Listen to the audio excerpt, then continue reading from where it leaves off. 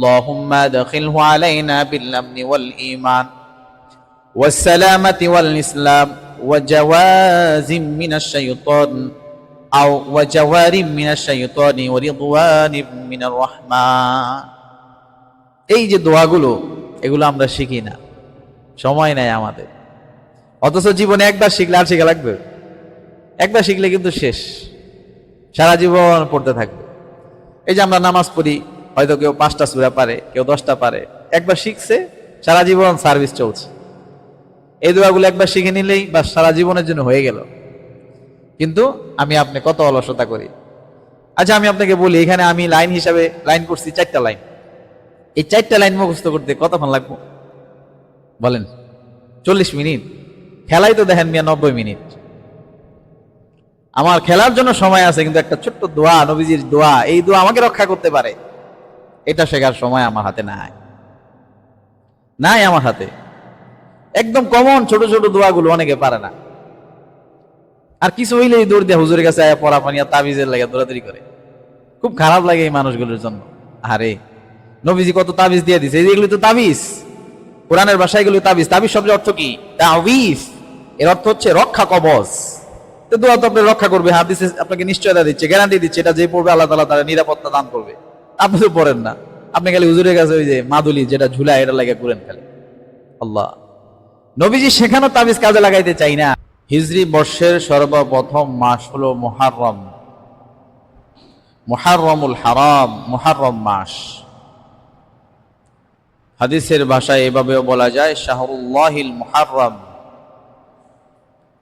আল্লাহ রাব্বুল আলামিন যে কয়টি মাসকে সম্মানিত মর্যাদার মাস বলেছেন, তার মাঝে অন্যতম হলো এই মুহররম মাস।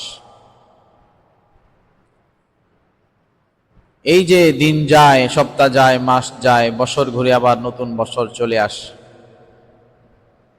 এগুলো আল্লাহ রাব্বুল আলামিনের এই কুদরতের খেলা।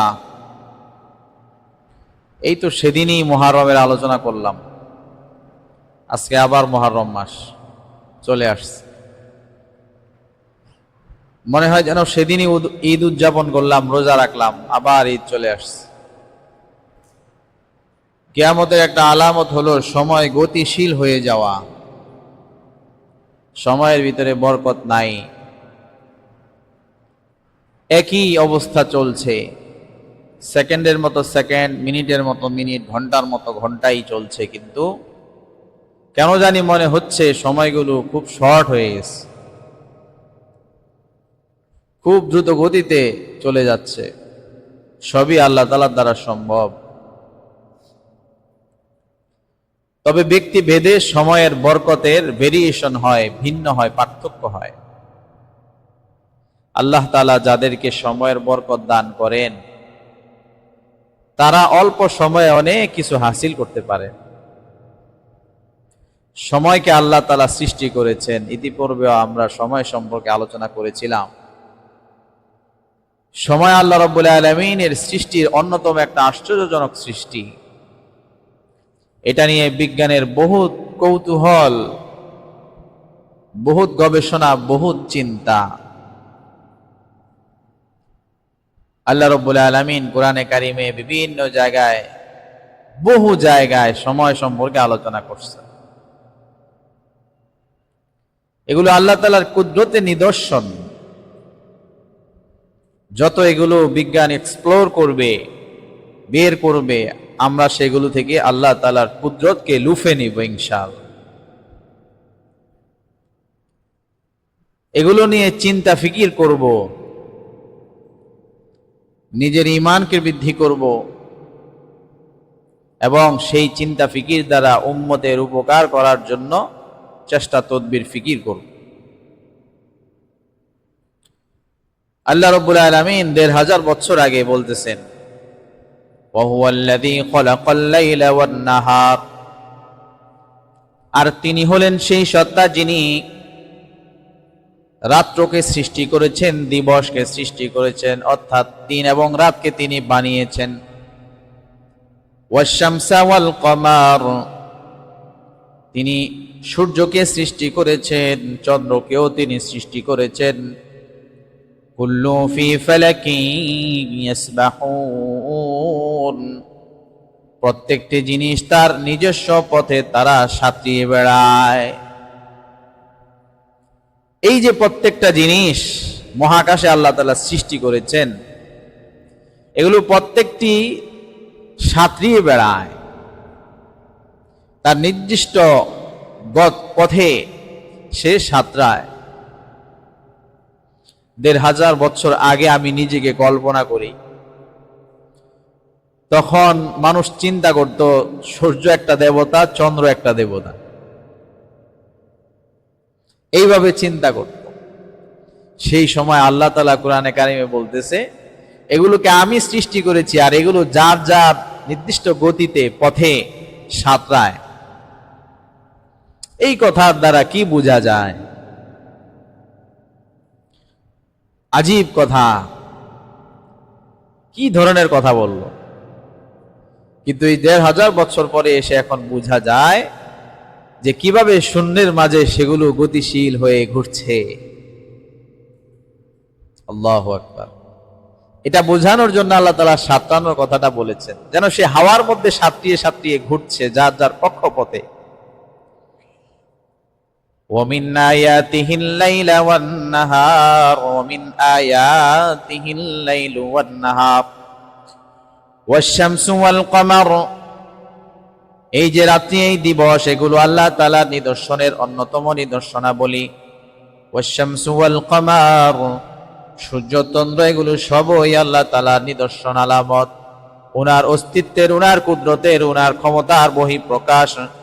লা তাসজুদু লিশ-শামসি ওয়ালা লিল-কমারি, অতএব তোমরা চন্দ্র সূর্যের সিজদা করো না। ওয়াসজুদু লিল্লাহিল্লাযী খালাকাহুন্না, বরঞ্চ ওই আল্লাহ তাআলার জন্য সিজদা করো যিনি এই সমস্ত বড় বড় সৃষ্টিগুলো সৃষ্টি করেছে।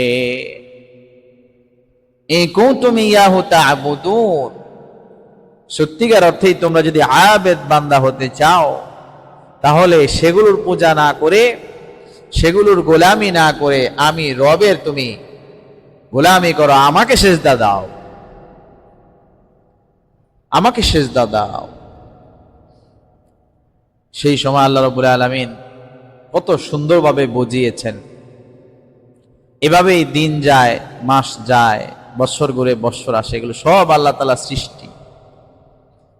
এগুলোকে আমরা নেয়ামত হিসাবে কাজে লাগাতে পারি, আবার এগুলো কারো কারো জন্য আযাব। নবীজি একটা হাদিসে বলতেছেন, ওই ব্যক্তি সৌভাগ্যবান যে লোক দীর্ঘ একটা হায়াত পেল।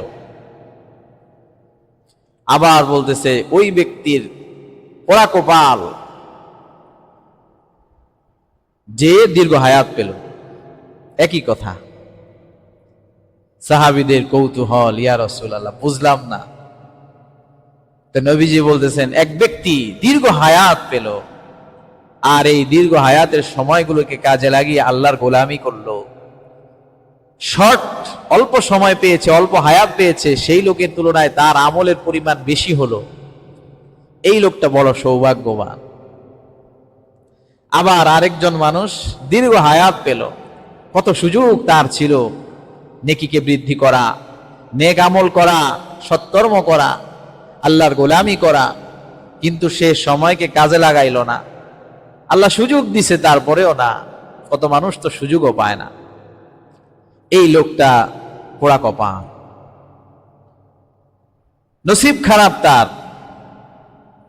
একই জিনিস দুইজনের ক্ষেত্রে দুই রকম হয়ে যায়। আমার জন্য দিনটা বড় বরকতময় হতে পারে যদি আমি এই দিনটাকে কাজে লাগাই। আমার জন্য এই দিনটা আবার আযাবের কারণ হতে পারে যদি আমি এই দিনটাকে আকামে লাগাই, আল্লাহ নাফরমানি করি, অবাধ্যতা করি, গুনাহের কাজ যদি আমি করি। এই জন্য এগুলোকে আমি নিয়ামত হিসাবে ব্যবহার করার জন্য চেষ্টা করব।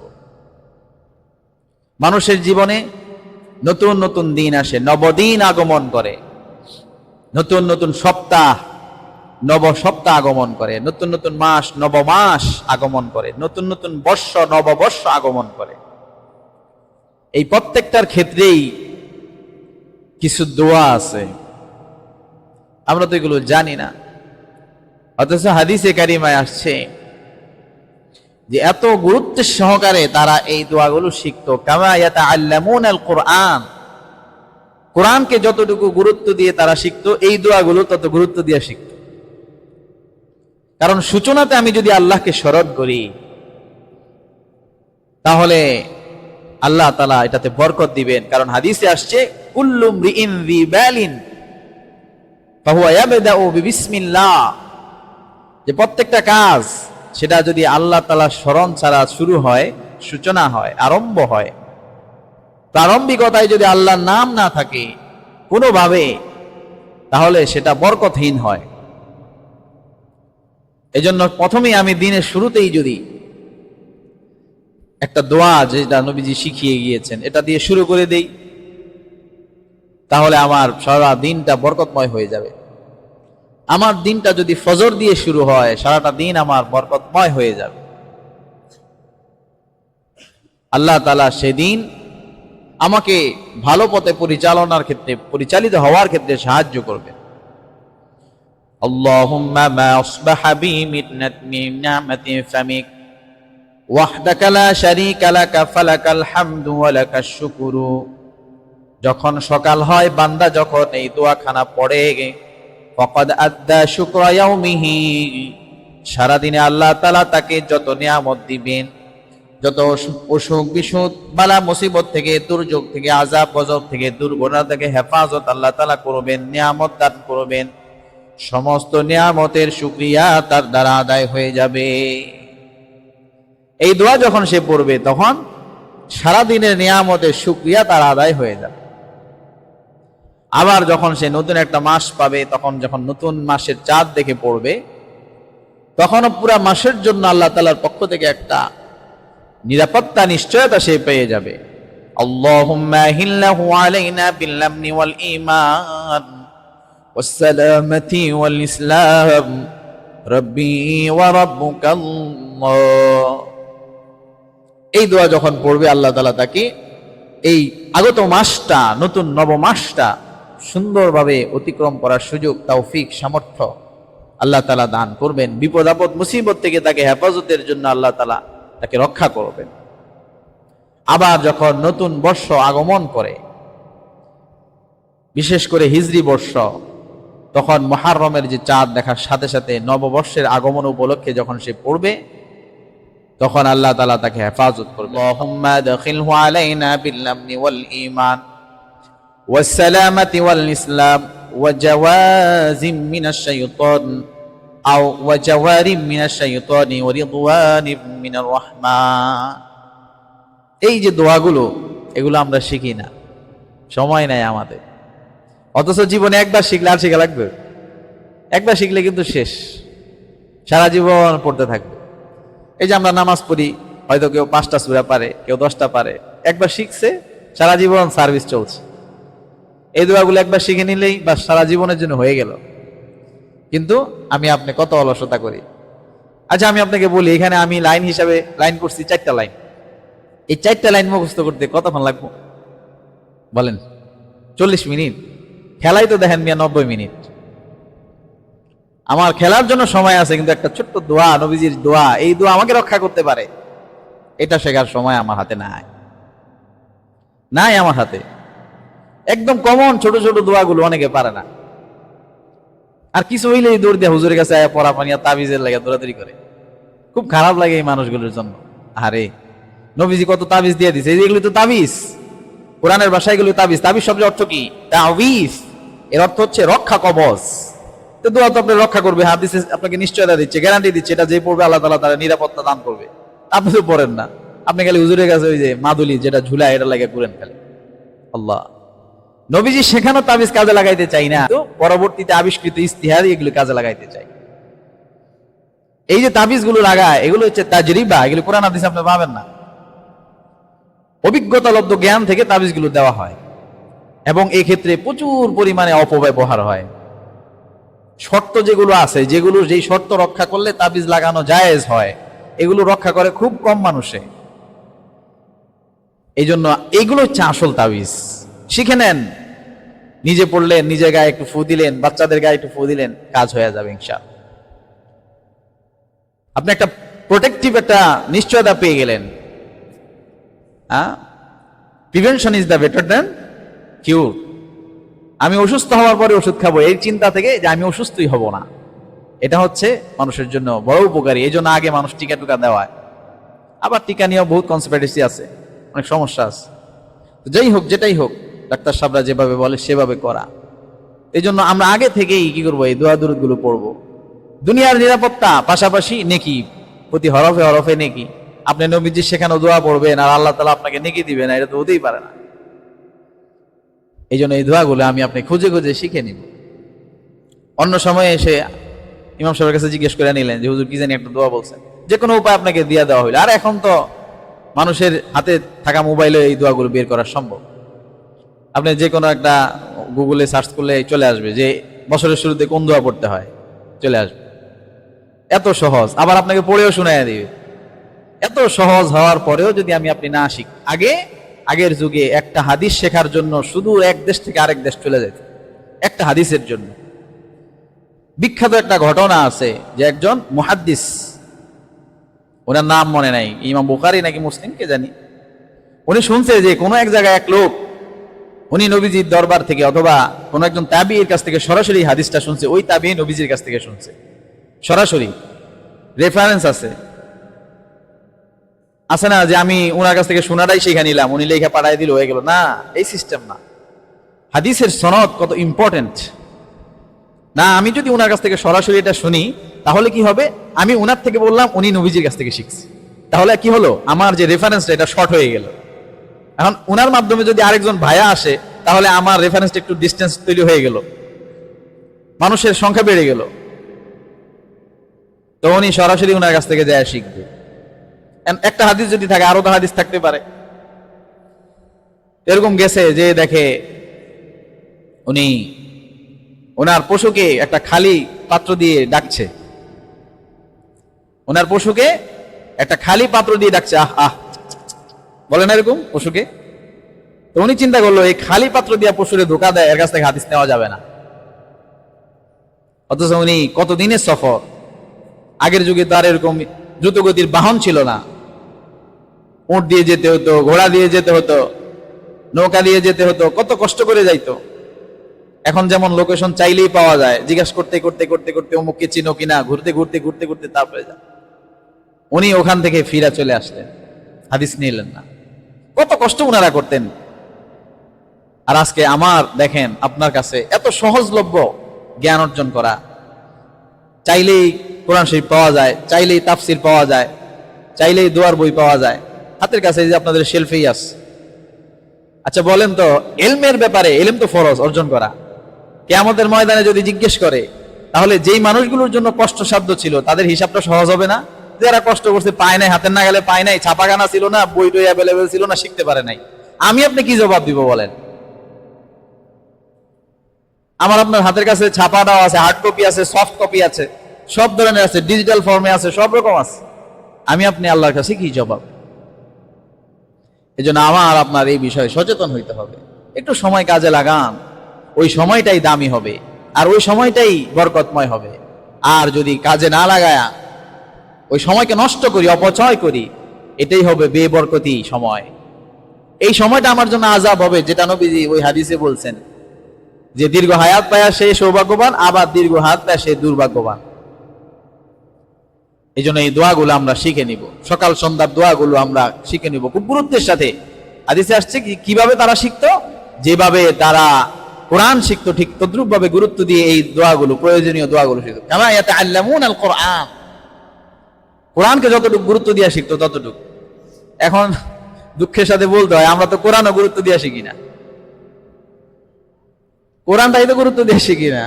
আল্লাহ, কল্পনাই করা যায় না যে মুসলমান কোরআন শিখবে না, কোরআন পড়বে না।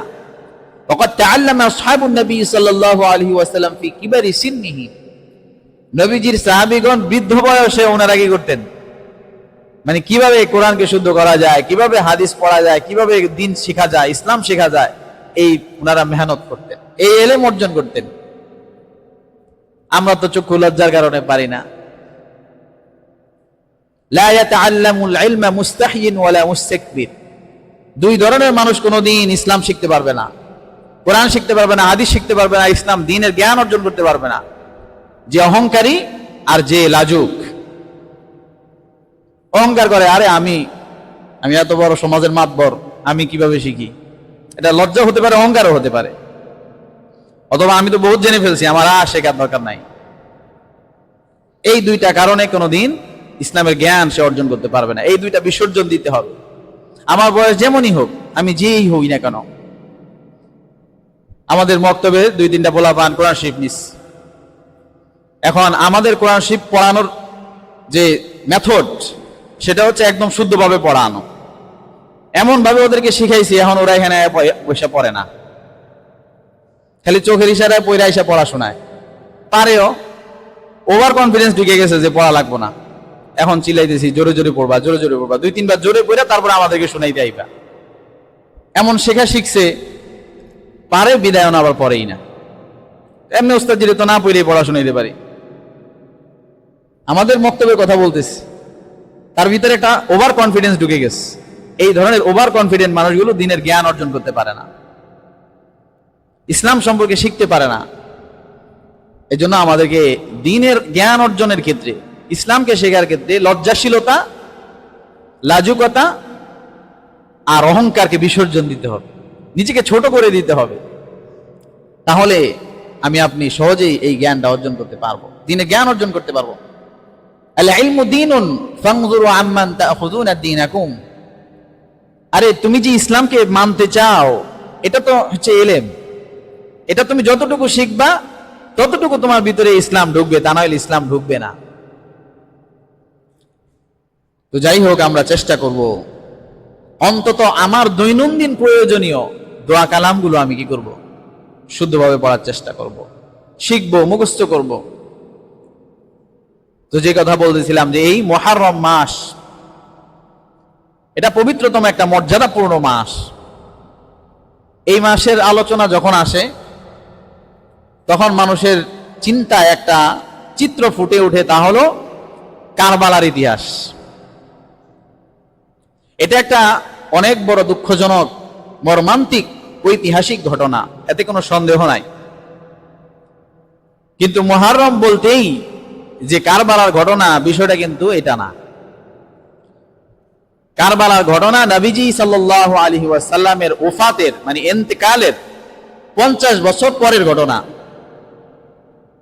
তো কোরআন তো নাজিল হয়েছে নবীজির জীবদ্দশায়, হাদিসও বর্ণনা করা হয়েছে নবীজির জীবদ্দশায়।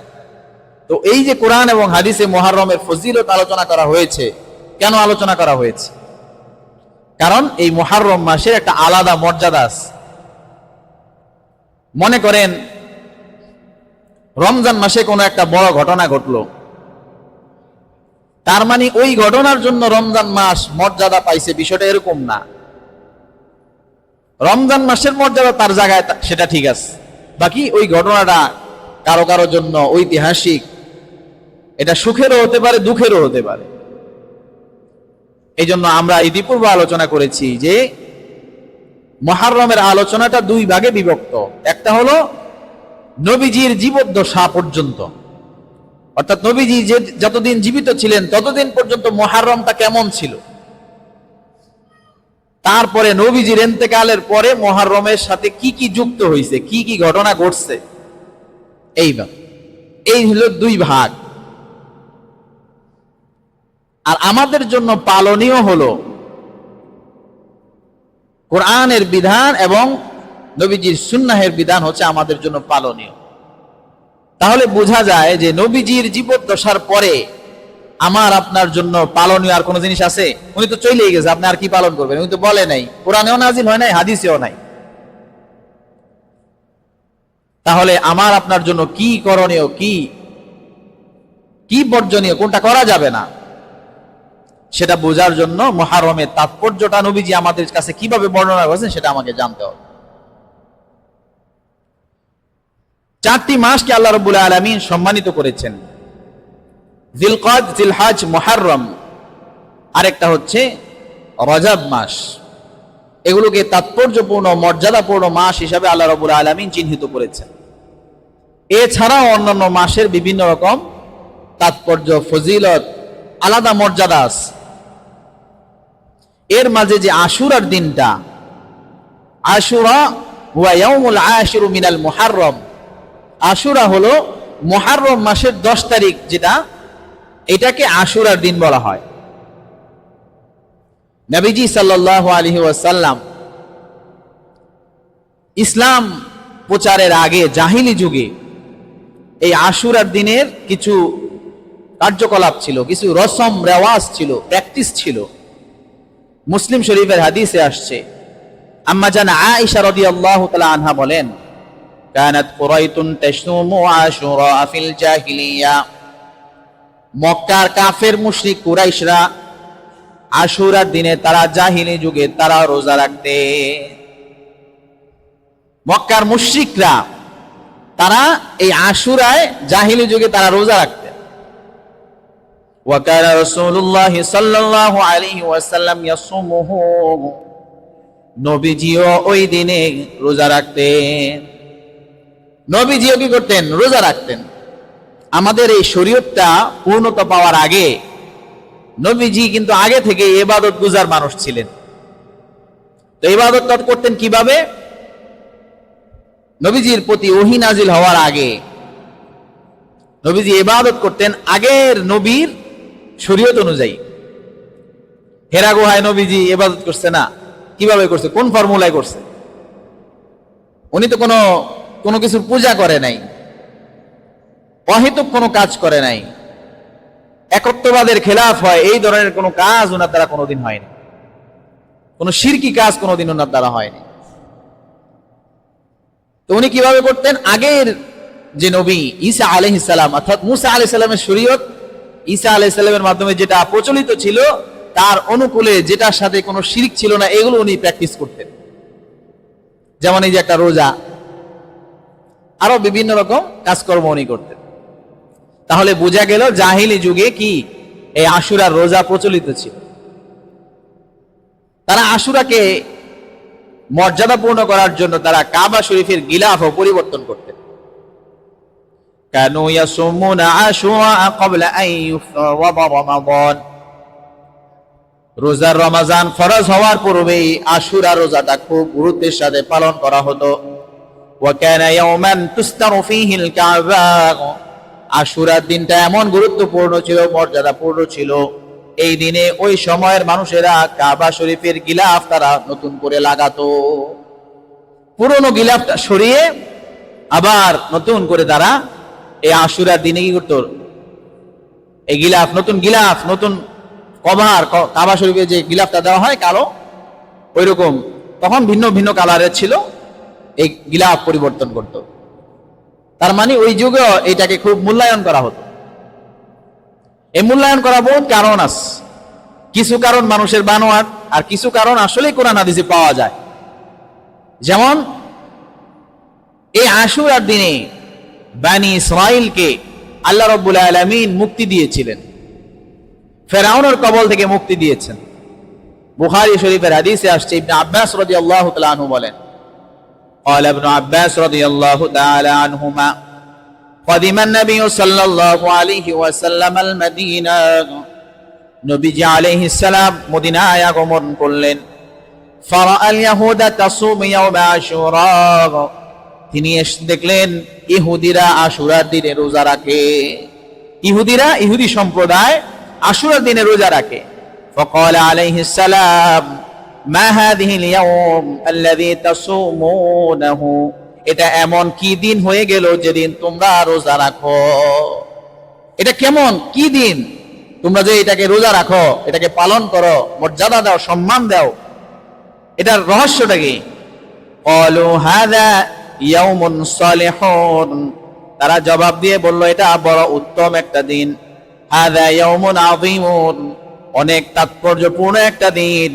هذا يوم نجى الله بني إسرائيل من عدوهم, এই দিনে আল্লাহ রাব্বুল আলামিন বনি ইসরাঈলদেরকে তাদের শত্রু পক্ষ থেকে তাদেরকে নাজাত দিয়েছিলেন, মুক্তি দিয়েছিলেন।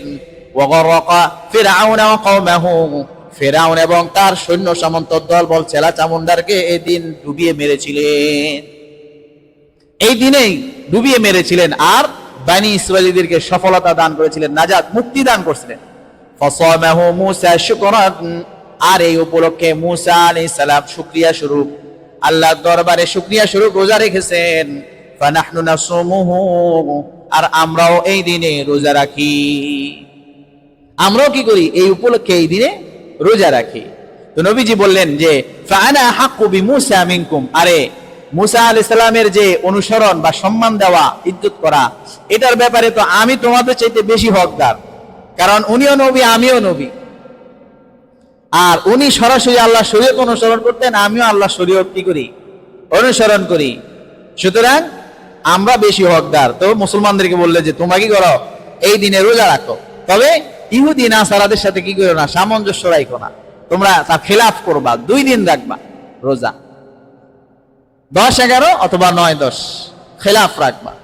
রোজা একটা ভালো কাজ। এই ভালো কাজেও ইহুদি খ্রিস্টানদের সাথে কি সামঞ্জস্যতা, সাদৃশ্যতা, সিমিলারিটি, এটা রাখা নিষেধ করছে। আর হারাম কাজে আমরা ইহুদি খ্রিস্টানদের পতাকা এনে নিজেদের বাসায় লাগাই। একটু বিবেক বিবেচনা খাটানো দরকার। ভালো কাজেই অনুসরণ করা যায় না, সিমিলারিটিস রাখা যায় না, আর খারাপ কাজে আমরা কি করি? কত সময় ব্যয় করি। সবকিছু এই আপনার ভিতরে দেওয়া আল্লাহর কুদরতি ডোপামিনের খেলা। কোন জিনিস দেখলে মানুষ উৎফুল্ল হয়, আনন্দিত হয়, উদ্বেলিত হয়। এটা কারণ কি? এই মানুষের ব্রেনে থাকা ডোপামিনের কারণে এমন হয়। চিনি খাইলে মানুষ আনন্দ পায়, মজা পায়, মিষ্টি পায়, এটা ডোপামিনের কারণে পায়। কিন্তু মানুষ যখন এই বিষয়গুলো অতিরিক্ত করে, তখন এগুলো তার জন্য ক্ষতির কারণ হয়ে যায়। সমস্ত জিনিস অতিরিক্ত বাড়াবাড়ি। পানি জীবন, পানি আবার মরণ। পানি খাবেন আপনি বেঁচে থাকবেন, আবার পানিতে ডুবে আপনি মারা যাবেন। আমাকে আপনাকে বিনোদন দেওয়া, এন্টারটেইনমেন্ট করা, রিক্রিয়েট করা, রিক্রিয়েশন যেটাকে বলে, এই বিনোদন আমাকে আপনাকে যেন ডুবিয়ে চুবিয়ে মেরে না ফেলে, আমার আপনার অন্তরটাকে যেন ধ্বংস করে না দেয়, বিবেক বুদ্ধি বিবেচনাকে যেন ধ্বংস করে না দেয়। এই সমস্ত খেলাধুলার পিছনে শত শত মানুষের প্রাণ বিসর্জন হওয়ার ইতিহাস আছে। যখন কাতারে খেলা হয়েছে, ওই খেলায় বাংলাদেশি প্রায় 1200 শ্রমিক মারা গেছে স্টেডিয়াম বানাইতে যায়। চিন্তা করেন, আপনার ফ্যামিলিরই কোনো একজন সদস্য সেখানে মারা গেছে স্টেডিয়াম বানাইতে যায়, আর ওই স্টেডিয়ামে খেলা হচ্ছে। আপনার তখন সেদিন কেমন লাগবে? আসলে এগুলো বিবেচনার বিষয়, এগুলো তো চাপিয়ে দেওয়া যায় না কারো উপরে। এগুলো মানুষের আবেগ অনুভূতির বিষয়, এগুলো চাপানোর কিছু নাই। নিজেকে বিবেক বুদ্ধি খাটিয়ে, সমস্ত জিনিসই বেশি হলে ক্ষতি। লবণ তরকারিটাকে সুস্বাদু করে, আপনি যদি বেশি দেন তিক্ত হয়ে যাবে। আপনার বিনোদন দরকার আছে, বিনোদন ছাড়া মানুষ বাঁচতে পারে না। নবীজি বিনোদন নিয়ে করছে না? ওই যে হাবশিরা খেলছে, নবীজি দেখছে, আম্মাজান দেখছে, আছে, অনুমোদন আছে, তবে উইথ কন্ডিশনস, কিছু শর্তের সাথে, উইথ লিমিটেশনস, কিছু লিমিটেশন বজায় রাখতে হবে, যেন সেটা ইয়ে না হয়, আমার ওই কন্ডিশন যেন ব্রেক না হয়, সেটা যেন নষ্ট না হয়, আল্লাহ যেন নারাজ না হয়। তো আমরা যখন রোজা রাখবো, তখন ইহুদি খ্রিস্টানদের সাথে যেন সামঞ্জস্য না হয়, এই জন্য আমরা কি করব? একদিন বাড়িয়ে রাখবো। 9-10 সেই হিসাবে আমাদের হয় বৃহস্পতি শুক্র, আগামী বৃহস্পতি শুক্র অথবা শুক্র শনি রাখলেন। এই রোজাটা হলো নফল রোজা। এই রোজা যদি কেউ কোনো কারণে না রাখে, তার গুনাহ হবে না, আবার কাজাও করতে হবে না, কিন্তু রাখলে অনেক ফজিলত, পিছনের সম্পূর্ণ বৎসরের গুনাহ আল্লাহ তাআলা মাফ করে দিবেন। আই ইউকাফিরাস সানাতাল্লাতী ক্বাবলাহু, কোন কোন বর্ণনায় আসছে আই ইউকাফিরাস সানাতাল্লাতী বাদাহু, আগের পরের 1 বছরের গুনাহ মাফ করে দিবে। আগের 1 বছর, পরের 1 বছর, হয়ে যায় 2 বছর। আর আল্লাহ তাআলার কাছে প্রাপ্তির আশা রাখতে বান্দার জন্য কোনো লিমিটেশন নাই। ভালো কাজ করে প্রাপ্তির আশা রাখতে হবে, না করে না, করলাম না আল্লাহ মাফ করে দিবে, নামাজ পড়লাম না আল্লাহ মাফ করে দিবে, এরকম না, করে আশা রাখতে হবে। আমি তো নামাজ কালাম পড়ি, আল্লাহ আমাকে জান্নাতের বড় জান্নাতটাই দিবে, এইরকম আশা আল্লাহর কাছে রাখা একজন বান্দার জন্য এটা জরুরি, অত্যন্ত জরুরি। আমি নামাজ কালাম সব ঠিকঠাক মতো পড়ি, কিন্তু শয়তানে আমার খালি ধোঁকা দেয়, তোর নামাজ হয় নাকি, এই ধরনের ধোঁকা ওয়াসওয়াসা অন্তরে রাখা যাবে না। এটা শয়তানের একটা চক্রান্ত। নামাজ যেই সমস্ত কারণে ভঙ্গ হয় না, সেগুলো খালি খেয়াল রেখে আপনি নামাজটা আদায় করবেন, বাস আপনার নামাজ হয়ে গেছে। কাদাআন, এই নামাজ আদায় হয়ে গেছে। আর দিয়ানাতান, আল্লাহ তাআলা এটার কি করবেন? বিচার করবেন। আর অন্তরের খবর আল্লাহ তাআলা জানেন। ইন্নাল্লাহা তাজাওয়াজা লি আন উম্মতি মা ওয়াসওয়াসাত বিহি সুদুরুহা মা লাম তা'লাম আও তাকাল্লাম। নবীজি হাদিসে বলেন যে আল্লাহ তাআলা আমার উম্মতকে একটা বিশেষ স্পেশাল উপহার দিয়েছেন। সেটা হলো আমার উম্মতের অন্তরে যত অন্যায় হয়, অন্তরের ভিতরে অন্যায় সৃষ্টি হয় না, এরে মাইরা ফেলামো, এরে কাইটা ফেলামো, এরে ধরে ফেলামো, তার সম্পদ আত্মসাৎ করুম, এই করুম সেই করুম, এই যে জল্পনা কল্পনা, অথবা যে কোনো ধরনের গুনাহ হতে পারে, পরনারী নিয়ে চিন্তা, পর সম্পদ নিয়ে চিন্তা, হিংসা বিদ্বেষ, যা অন্তরের ভিতরে হয়, এগুলোর কারণে আল্লাহ তাআলা আমার এই উম্মতকে শাস্তি দিবে না। তবে এগুলো অন্তরে জল্পনা কল্পনা যদি আপনি জিয়ায়া রাখেন, এটা বড় হইতে হইতে পরে ভিতরে বাইরে আইসা পড়বে, তখন ঠিকই আপনি কি করবেন, কোন একটা কিছু ঘটায় দিবেন। এই জন্য অন্তরে আসলেই আউযু বিল্লাহি মিনাশ শাইতানির রাজিম এগুলো পড়ে নিজেকে হেফাজত করতে হয়। তো এই যে অন্তরের ভিতরে ওয়াসওয়াসা সৃষ্টি হয়, আমার নামাজটা হলো কিনা, আমার জিকিরটা হলো না, কোরআন তেলাওয়াত হলো কিনা, এই ওয়াসওয়াসা রাখা যাবে না। যতটুকু দরকার ততটুকু আমার প্রচেষ্টার ভিতরে থাকতে হবে। আল্লাহ তাআলা বান্দার প্রচেষ্টাকে দেখবেন, অন্তরটাকে দেখবেন, সে কতটুকু ডেডিকেটেড, কতটুকু সে আন্তরিক। ওই আন্তরিকতা অনুযায়ী আল্লাহ তাআলা বান্দাকে পুরস্কার দিয়ে দিবেন, নাজাত দিয়ে দিবেন।